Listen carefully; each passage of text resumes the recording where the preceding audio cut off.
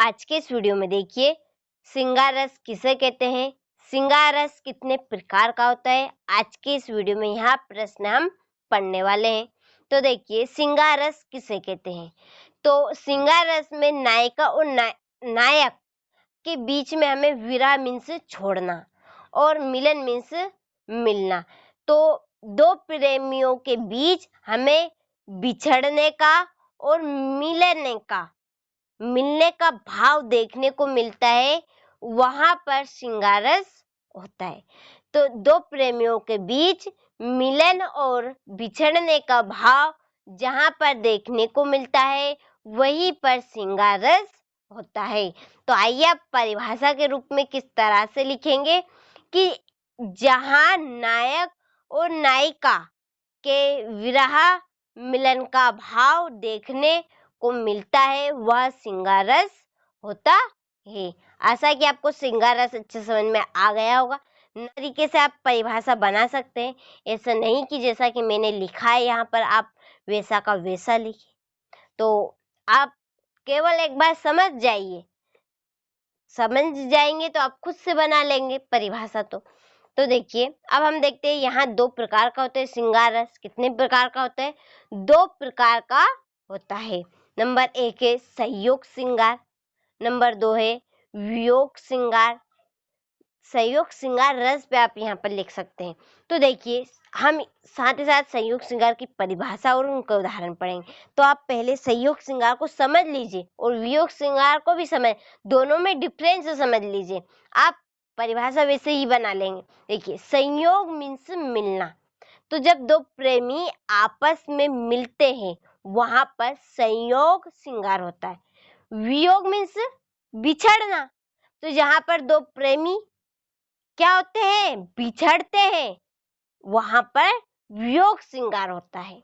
तो जहां पर नायक और नायिका, वही हमारे दो प्रेमी नायक और नायिका के मिलन का जो भाव हमें देखने को मिलता है, वह संयोग श्रृंगार होता है। और जहां पर नायक और नायिका के बीच बिछड़ने का भाव यानी विरह का भाव हमें देखने को मिलता है, वहां पर वियोग श्रृंगार होता है। आइए आप नोट्स में यहाँ से आप लिखिएगा संयोग श्रृंगार क्या है कि जहां नायक और नायिका के मिलन का भाव देखने को मिलता है, वह संयोग श्रृंगार होता है।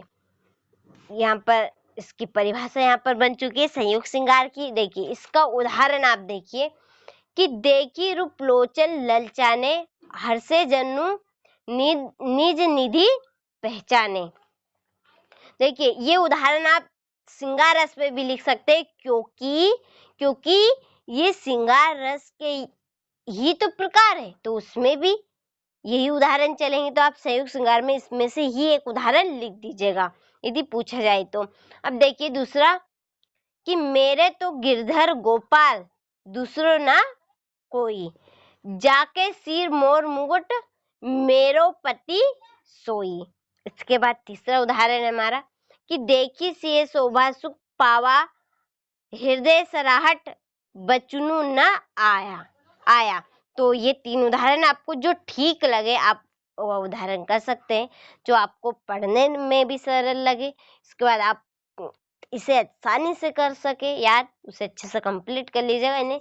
अब देखिए वियोग श्रृंगार कि जहां नायक और नायिका के विरह का भाव देखने को मिलता है, वहां वियोग श्रृंगार होता है। विरह यानी कि बिछड़ने का हमें जहां पर भाव मिलता है, वहां पर वियोग श्रृंगार होता है। देखिए इसका उदाहरण कि है खग मृग है मधुकर श्रेणी, तुम देखी सीता मृग नैनी। ये नंबर 2 उदाहरण आप देखिए यहाँ पर, कहू राम वियोग तव सीता, मो कहू सकल भई विपरीता। नंबर देखिए तीसरा उदाहरण, दोहु जने मंद मुस्कानी सुधा बरसत, दोहु जने छके मोद मंद दुहु मोर है। तो ये हमारे वियोग श्रृंगार की परिभाषा और उसके उदाहरण है। तो आप यहाँ से अच्छे से स्क्रीनशॉट ले लीजिए और जो उदाहरण आपको अच्छा लगे वह आप